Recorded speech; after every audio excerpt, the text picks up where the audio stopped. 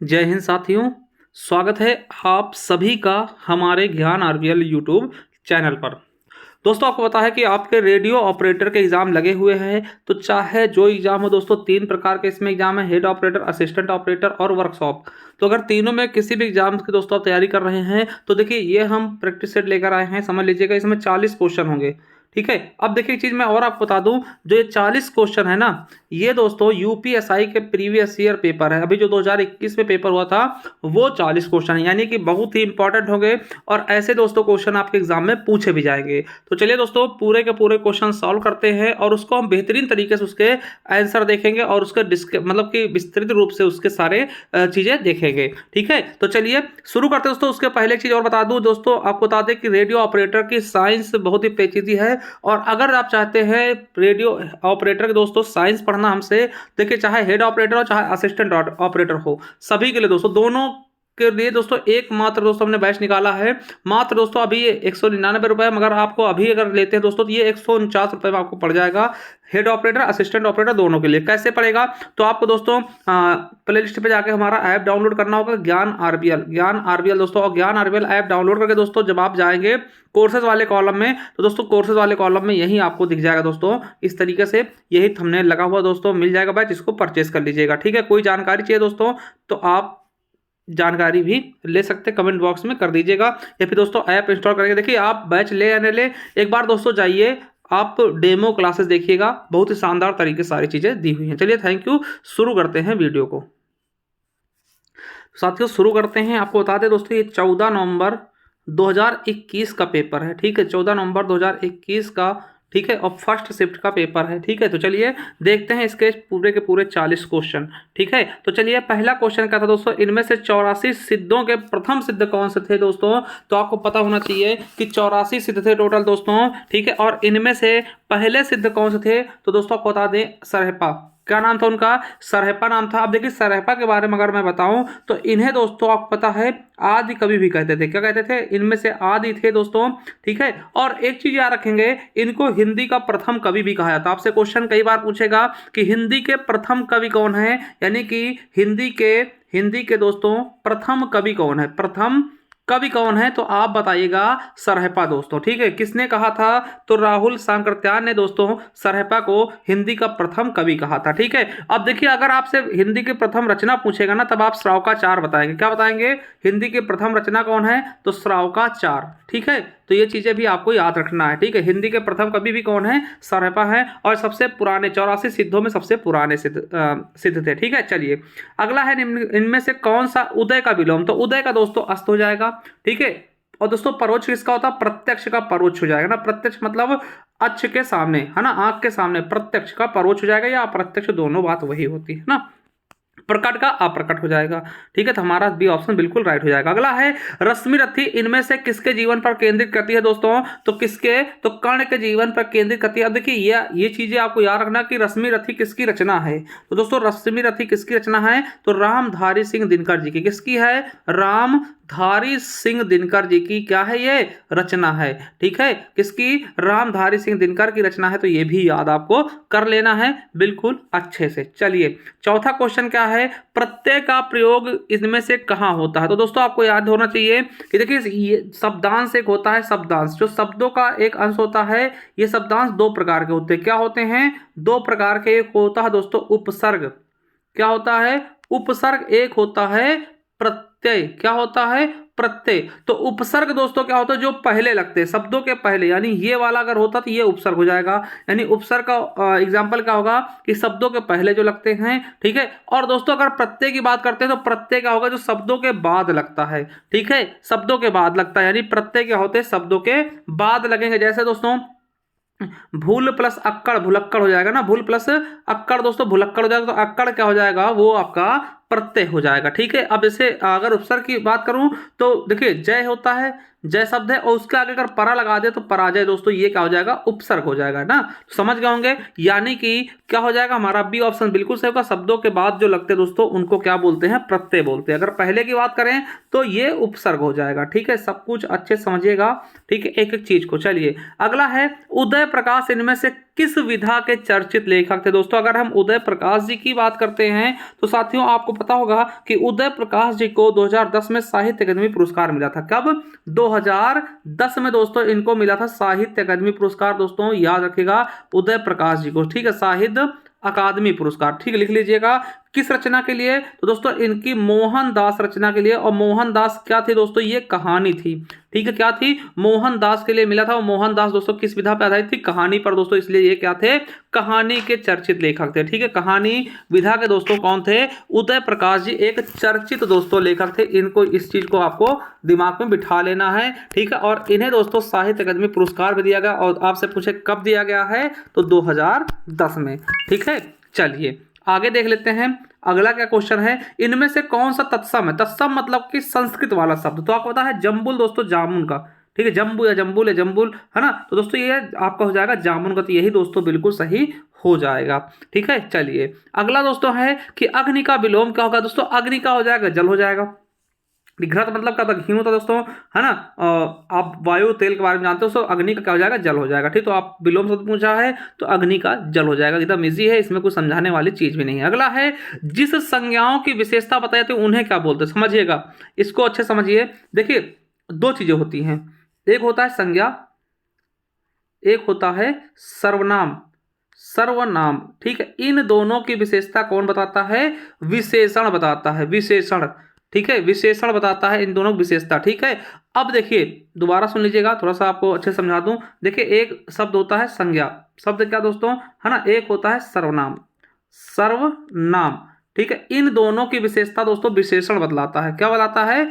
विशेषण। ठीक है, इन दोनों विशेषता विशेषण बताता है।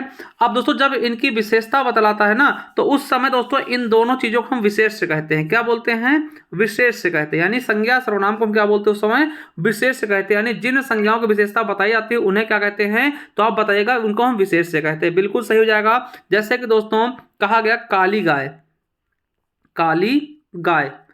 ठीक है, काली गाय। दोस्तों काली शब्द क्या है, तो दोस्तों यही क्या है, समझिएगा। ठीक है, सॉरी, ये क्या है दोस्तों, ये विशेषता बतला है ना, यानी कि ये विशेषण हो गया। और गाय क्या है, यही तो दोस्तों संज्ञा है, यानी यही विशेष हो जाएगा। ठीक है, ये चीजें याद रखना है कि गाय क्या होगी इसमें, यही विशेष है। ठीक है, चलिए अगला क्वेश्चन क्या है कि जिस पर हमला ना किया गया दोस्तों क्या होता है, अनाक्रांत होता है। ये आपको याद रखना है, इंपॉर्टेंट भी है। ठीक है, चलिए अगला दोस्तों निम्नलिखित में से तद्भव यानी कि हिंदी वाला शब्द क्या है, तो इला मतलब इलायची। दोस्तों इलायची क्या है, हिंदी का शब्द है ना। अग्नि, आग, वो उल्लास, है ना, आश्चर्य, अचरज। ठीक है, तो ये दोस्तों ये सभी क्या है दोस्तों, ये तद्भव है। तीनों तद्भव यही आपका क्या है, सॉरी ये तीनों तत्सम है दोस्तों, संस्कृत शब्द है। और इलायची क्या है, ये हिंदी का शब्द यानी तद्भव है। अगला है कि इनमें से कौन से में 16 मात्राएं होती है। दोस्तों आपको पता होना चाहिए कि चौपाई में दोस्तों क्या होती हैं, 16 मात्राएं होती है। क्या होती हैं, 16 मात्रा। और दोस्तों आपको बता दें दोहा का उल्टा क्या होता है, सोरठा होता है ना। सोरठा दोस्तों क्या होता है, दोहा का उल्टा होता है। ठीक है, ये चीजें भी आपको बहुत ही शानदार तरीके से, एकदम बेहतरीन तरीके से दोस्तों याद रखना है। ठीक है, तो आपका चौपाई आपको बताया, इसमें दोस्तों 16 मात्राएं होती हैं। चलिए अगला दोस्तों देखिए, ये आपको पढ़ना है। ठीक है, ये आपको पूरा पढ़ना है और उसके बाद दोस्तों इनके आंसर इसमें से छांट करके देना है साथियों। तो देखिए ये 4 क्वेश्चन इसके हैं लगभग दोस्तों, इसको आप लोग करिएगा। ठीक है, देखिए इसकी पीडीएफ हम कहाँ देंगे, तो हमारा दोस्तों ज्ञान आरबीएल के नाम से चैनल है, टेलीग्राम चैनल GYANRBL, ज्ञान आरबीएल ऑफिशियल लगा दीजिएगा, ऑफिशियल। ठीक है, तो यहाँ पे दोस्तों ज्ञान आरबीएल ऑफिशियल दोस्तों टेलीग्राम चैनल, उस पर हम ये पीडीएफ डाल देंगे, वहां से आप इसको ले भी सकते हैं। ठीक है, तो जैसे इसमें है कि उपरोक्त गद्यांश के अनुसार, इसको आप पढ़िएगा फिर इसके बाद इसके आंसर करिएगा। ठीक, उपरोक्त गद्यांश के अनुसार कविता में नवीन विषयों के अभाव का मुख्य कारण क्या है। दोस्तों श्रमहीनता की स्थिति में ने मनुष्य की चिंतन शक्ति भी छीण कर दी। दोस्तों इसमें से अगर आप निकालेंगे तो दोस्तों इसका बिल्कुल अच्छे से आंसर आपको समझ में भी आ जाएगा। ठीक है, ये चीजें आपको इसी से करना है। चलिए 13वां क्वेश्चन जैसे क्या है कि उपयुक्त गद्यांश के अनुसार यदि संगीत नवीन साहित्य संसार में प्रचलित नहीं हुआ तो मनुष्य पर क्या प्रभाव पड़ेगा। तो दोस्तों वह मशीनों का गुलाम बनकर रह जाएगा दोस्तों, बिल्कुल सही बात है। तो ये आपको इसी में से देना है। अगला, मनुष्यों की चिंतन शक्ति क्यों थक गई है? क्योंकि दोस्तों वो निकम्मे रह गए ना, तो क्या हो गई है? निकम्मे रहकर, ठीक है, बहुत ज्यादा निकम्मे, यानी कोई काम करना नहीं चाहते हैं। चलिए अब यहाँ दोस्तों फिर से क्वेश्चन शुरू होते हैं। 15 नंबर क्वेश्चन क्या है? इनमें से हिंदी की वह चर्चित रचना कौन सी है जिस पर लोकप्रिय टीवी सीरियल बना? दोस्तों तो आपको पता होगा चंद्रकांता, दोस्तों बहुत ही शानदार दोस्तों सीरियल बना था, ठीक है। अगर यहीं पे मैं बात करूं चंद्रकांता के लेखक कौन है, तो देवकी नंदन खत्री। क्या नाम होगा? देवकी नंदन खत्री। जो चंद्रकांता उपन्यास थी दोस्तों, उसके लेखक कौन है? देवकी नंदन खत्री। दोस्तों ये भी आर बहुत इंपॉर्टेंट है, ठीक है। वहीं दोस्तों आधा गांव किसका है? तो आधा गांव दोस्तों पता है राही मासूम रजा, राही मासूम रजा जी की है, बहुत इंपॉर्टेंट रचना है, याद रखेंगे, ठीक है। और परीक्षा गुरु किसकी है दोस्तों? लाला श्रीनिवास दास की, लाला श्रीनिवास दास की, श्रीनिवास दास की ये है दोस्तों। गोदान दोस्तों मुंशी प्रेमचंद की। अब दोस्तों यहाँ पे एक चीज इसके बारे में याद रखेंगे, ये दोस्तों क्या हिंदी का प्रथम उपन्यास है। आपसे पूछेगा हिंदी का प्रथम उपन्यास कौन सा है, तो दोस्तों परीक्षा गुरु किसके द्वारा लिखा गया? तो लाला श्रीनिवास दास जी द्वारा, ठीक है। चलिए अगला क्वेश्चन क्या है कि इनमें से कौन सा उच्चारण स्थान कंठ है? दोस्तों अकुह विसर्जनीय नाम कंठा, ठीक है। तो का वर्ग वाले दोस्तों का खा गा, है ना। देखिए अकुह विसर्जनीय नाम कंठा दोस्तों, छोटा आ बड़ा आ, है ना। और का कबूतर वाले का खा गा और घा, है ना। उसके बाद दोस्तों है ना अकुह विसर्जनीय नाम कंठा, ठीक है। तो ये सभी क्या हो जाएगा? कंठ हो जाएंगे। तो गा दोस्तों क्या हो जाएगा? कंठ हो जाएगा ना। इच ऐसा नाम तालु दोस्तों, ये तालब होगा, ठीक है। उपनाम होश दोस्तों, ये होश हो जाएगा। और तुलसा दंत ये दोस्तों ये दंत हो जाएगा, ठीक। तो ये सारी चीजें आपको समझ में आएगा, मगर दोस्तों आपको ए नंबर बिल्कुल सही हो जाएगा। अगला है इनमें से किस पुस्तक को व्यास सम्मान मिला? दोस्तों तो व्यास सम्मान किसको मिला है दोस्तों? व्योमकेश दरवेश के लिए, ठीक है। व्योमकेश दरवेश के लिए दोस्तों आपको बता दें क्या मिला है? व्यास सम्मान मिला है, ठीक है। और ये रचना किसकी है दोस्तों? ये भी आपको याद रखना है। तो ये दोस्तों किसकी रचना है? तो विश्वनाथ त्रिपाठी की। किसकी है? विश्वनाथ त्रिपाठी। किसकी रचना है? विश्वनाथ त्रिपाठी जी की क्या है? ये रचना है साथियों, ठीक, याद रखेंगे। और वही मधुशाला की बात करें दोस्तों, आपको पता है ये बच्चन जी की है, ठीक है। मधुशाला, मधु कलश, मधु, है ना। और सो ये जो आपका है अनाम दास का पोता दोस्तों, ये हजारी प्रसाद द्विवेदी जी की मोस्ट इंपॉर्टेंट रचना है। और कमायने दोस्तों आपको पता होगा कि जयशंकर प्रसाद जी की, है ना। तो ये चारों रचनाएं रखेंगे इनके कभी कभी भी, ठीक है। तो आपका सी ऑप्शन बिल्कुल राइट होगा। अगला है कि भारतीय संविधान के संविधान के अनुसार हिंदी के साथ साथ अंग्रेजी का प्रयोग कितने वर्षों तक सुझाव दिया गया था? आपको पता होना चाहिए कि आपको पता है भाग 17, अगर संविधान की बात करते हैं भाग 17 में दोस्तों आर्टिकल 343 से लेकर के 351 तक दोस्तों राजभाषा का वर्णन किया गया है। और उसी दोस्तों 343 में ही दोस्तों ये बताया गया है कि हिंदी के साथ साथ दोस्तों अंग्रेजी का भी 15 वर्षों तक दोस्तों काम लिया जाएगा, ठीक है। तो ये दोस्तों 15 वर्षों के बाद कहा गया था, शुरुआत में 15 वर्षों तक दोस्तों इसका भी यूज होगा हिंदी के साथ साथ। किसमें दोस्तों? आर्टिकल 343 में, ठीक है, राजभाषा वाले चैप्टर में। चलिए अगला है इनमें से कौन सा आनंद का अनेकार्थी शब्द है? तो आनंद का मतलब दोस्तों खुशी होती है, अनेकार्थी शब्द हो जाएगा, बिल्कुल सही समझ गए होंगे। चलिए अगला है कि कमल का कौन सा पर्यायवाची, इनमें से कौन सा पर्यायवाची दोस्तों? अनल किसका है? आग का है। पुष्प फूल का है। मगर दोस्तों पंकज जलज, है ना दोस्तों, जिसमें जा लगा हो जल के साथ पर्यायवाची हो दोस्तों कमल का ही होता दोस्तों, ये बिल्कुल सही हो जाएगा, ठीक है। पंकज कीचड़ में उत्पल, है ना। चलिए अगला है यशोधरा, कैकई, उर्मिला आदि इत्यादि नारी पात्रों पर कविता लिखने वाले कवि कौन से हैं? तो दोस्तों मैथिली शरण गुप्त ने लिखा है, ठीक है, इन पर, ठीक है। चलिए अगला देखते हैं कि दोस्तों इनमें से अशुद्ध शब्द कौन सा? दोस्तों पृष्ठभूमि। क्या दोस्तों ये अशुद्ध है? क्यों? अब आप कहेंगे सर ये तो सही लिखा है, मगर दोस्तों पृष्ठभूमि होता है। क्या होता है? पृष्ठभूमि ना, ये ठठेरा होगा, ये तो पृष्ठभूमि लिखा दी, ये गलत हो जाएगा, ठीक है। बाकी देखिए जो सना बिल्कुल सही लिखा है दोस्तों, सूर्पनखा दोस्तों यार कहेंगे ऐसे लिखा था, सही सही ना, कहीं आप गलत, संतुष्ट भी सही लिखा, मतलब आपका ए ऑप्शन बिल्कुल सही हो जाएगा, ठीक है। चलिए अगला है कि इनमें से किसके बिना कोई व्यंजन उच्चारित नहीं हो सकता? दोस्तों आपको पता है कि स्वर, बिना स्वर के कोई भी व्यंजन उच्चारित नहीं कर सकते हैं। जैसे हम दोस्तों का बोलेंगे ना, का, तो का में भी दोस्तों छोटा आ रहता है, यानी बिना स्वर के कोई भी व्यंजन नहीं बनेगा। तो आपका ऑप्शन सी सही हो जाएगा। चलिए अगला क्वेश्चन कि मुल्ला दाऊद कृत, है ना, लुरकहा की भाषा कौन सी है दोस्तों? तो याद रखेंगे दोस्तों लुरकहा की भाषा कौन सी? तो अवधी भाषा है, ये चीज याद रखेंगे। और दोस्तों लोरकहा को क्या बोलते हैं? दोस्तों लोरकहा क्या है? चंदायन को ही हम, जो चंदायन रचना थी दोस्तों उसी को लोरकहा भी कहते हैं, ठीक है, याद रखेंगे।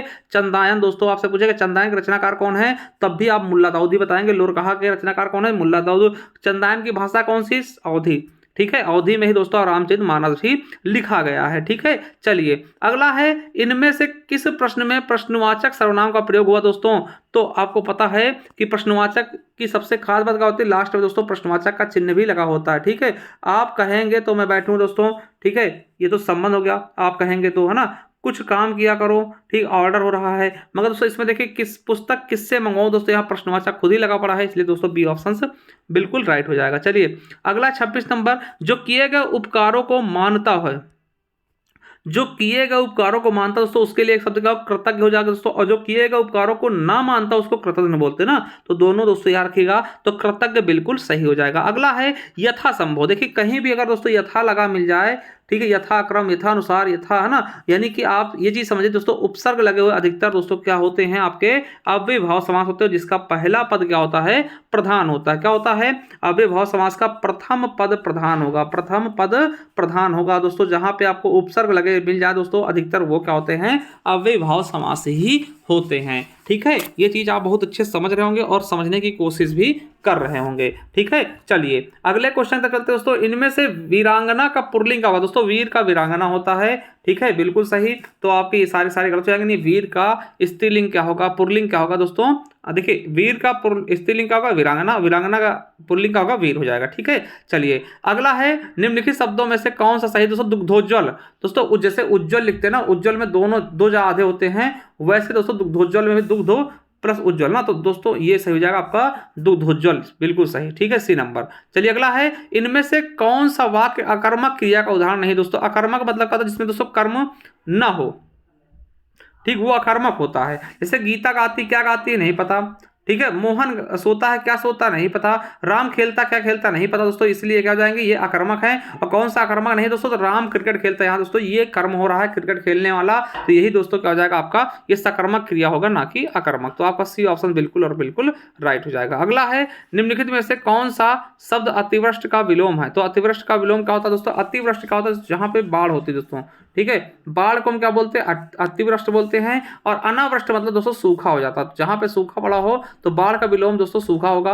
यानी कि अतिवृष्टि का विलोम क्या हो जाएगा? अनावृष्टि हो जाएगा, ठीक है। चलिए अगला है, निम्नलिखित में से हिंदी या संस्कृत का उपसर्ग कौन सा है दोस्तों? पराधीन, है ना, परा, परा क्या है दोस्तों? हिंदी या संस्कृत का उपसर्ग है, ठीक है, याद रखेंगे बहुत ही शानदार तरीके से। चलिए अगला क्वेश्चन क्या है कि निम्न वाक्यों में से कौन सा एक वचन है?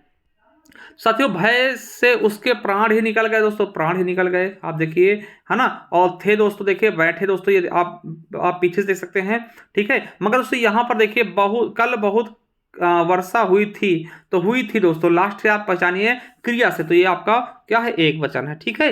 चलिए अगला 34 नंबर, क्रमवाचक विशेषण का उदाहरण कौन सा दोस्तों? तो आपको पता है क्रमवाचक कैसे लगेंगे, पहला, दूसरा, तीसरा, है ना।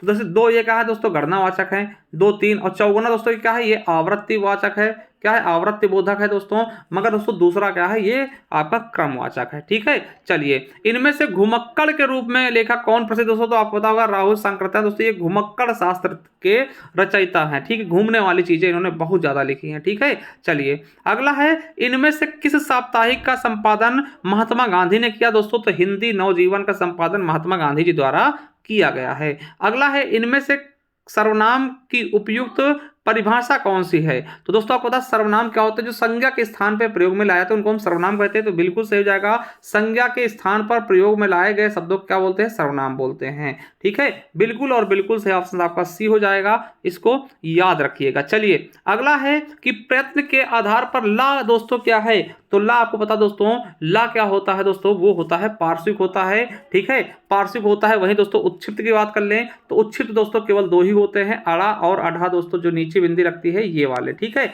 और वहीं प्रकंपित की बात करें दोस्तों, प्रकंपित क्या होता है? तो प्रकंपित दोस्तों केवल और रा होता है, जिसको हम लुंठित भी कह देते हैं। क्या कहते हैं? लुंठित भी कहते हैं। और संघर्षहीन दोस्तों क्या होते हैं? तो या और वह दोस्तों संघर्षहीन होते हैं, और इन्हीं को हम अर्धस्वर भी कह देते हैं। क्या बोल देते हैं? अर्धस्वर भी कहते हैं। चलिए अगला है कि श्रृंगार रस का स्थायी भाव क्या होगा दोस्तों, श्रृंगार रस का स्थायी भाव रति होता है। ठीक है, ये चीज आपको याद रखना। करुण का शोक होगा, हास्य का हास होगा, भयानक का भय होगा। ठीक है, तो रति दोस्तों क्या होता है, श्रृंगार रस का स्थायी भाव क्या होगा, रति होगा। चलिए, शब्दों की आवृत्ति इनमें से किस अलंकार में होती है दोस्तों, आपको पता है कि शब्दों की आवृत्ति दोस्तों किस में होती है, तो ये चीजें आपको याद रखना दोस्तों। अब देखिए यहाँ पर दोस्तों कहीं ना कहीं शब्दों की पूछ ले या वर्णों की पूछ ले, अगर वर्णों की कहता दोस्तों तो ज्यादा बेटर होता, तो वर्णों की आवृत्ति दोस्तों आपके अनुप्रास अलंकार में होती है। ठीक है, वैसे शब्दों की आवृत्ति दोस्तों को होता है जब एक शब्द एक से अधिक बार आए, उसके अर्थ भी अलग हो जाए, तब आप अगर ऐसी स्थिति कहता तो आप यमक लगाते हैं, मगर दोस्तों ऐसा कुछ नहीं कहा गया। यहाँ पे दोस्तों शब्दों की भी आवृत्ति होती है, तो मगर उसके अर्थ अलग नहीं होते, तब भी वो अनुप्रास होता है दोस्तों। आपका अनुप्रास अलंकार बिल्कुल और बिल्कुल सही जाएगा दोस्तों। यमक क्या होता है, यमक में दोस्तों एक शब्द एक से अधिक बार आता है और उसके अर्थ भी अलग अलग होते हैं, तो यमक होता है। जैसे कि है ना, काली घटा घमंड घटा। श्लेष क्या होता है दोस्तों, एक ही शब्द एक बार आता है, उसके अर्थ कई सारे निकलते हैं। जैसे रहीमन पानी राखिए, बिन पानी सब सून, पानी गए न उबरे, मोती मानुष चून। ठीक है, वक्रोक्ति क्या होता है दोस्तों, जहां पे कहने वाला कुछ और कहे, सुनने वाला कुछ और सुने दोस्तों। ठीक है, चलिए तो दोस्तों ये हमारे 40 क्वेश्चन थे। आपको कैसा लगा एक बार कमेंट बॉक्स में जरूर बताइएगा। और मैं बता दूं, हमारे ऐप पर जाइए, ज्ञान आरबीएल ऐप पर, ठीक, उसका लिंक भी नीचे दे दूंगा। और वहां पे जाकर दोस्तों अगर आप साइंस की स्पेशल बैच ज्वाइन करना है तो ज्वाइन कर सकते हो दोस्तों। और भी चीजें हैं, चाहिए मिलते हैं। अगर दोस्तों आपको वीडियो अच्छी लगी तो कमेंट बॉक्स में कमेंट करिएगा, इसका हम और भी पार्ट लेकर के आते रहेंगे। थैंक यू, धन्यवाद।